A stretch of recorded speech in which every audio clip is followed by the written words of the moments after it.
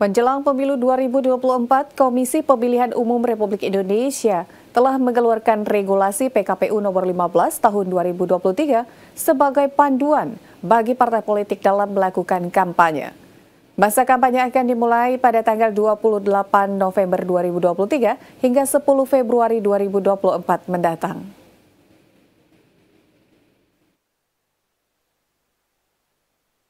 Koordinator Divisi Teknis Penyelenggaraan Pemilu KPU Kota Pontianak, Julhaimi mengatakan, pemasangan alat peraga kampanye seperti baliho dan spanduk tunduk pada peraturan daerah yang akan dibuat oleh pemerintah daerah.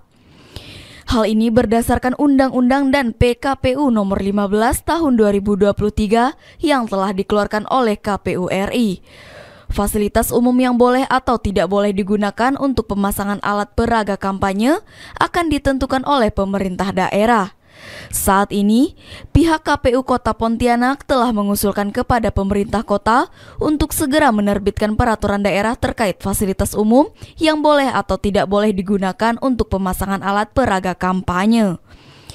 Informasi terbaru menunjukkan bahwa peraturan daerah tersebut akan segera dikeluarkan.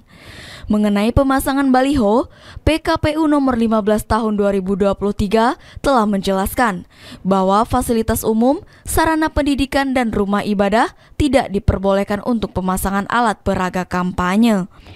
Penertiban terkait hal ini akan menjadi tugas Bawaslu bersama dengan OPD terkait di pemerintah kota seperti Satpol PP dan kepolisian. Penting untuk diingat bahwa pelanggaran kampanye seperti ajakan dalam baliho tidak akan dibiarkan. Partai politik diharapkan mematuhi aturan yang telah ditetapkan oleh KPU RI.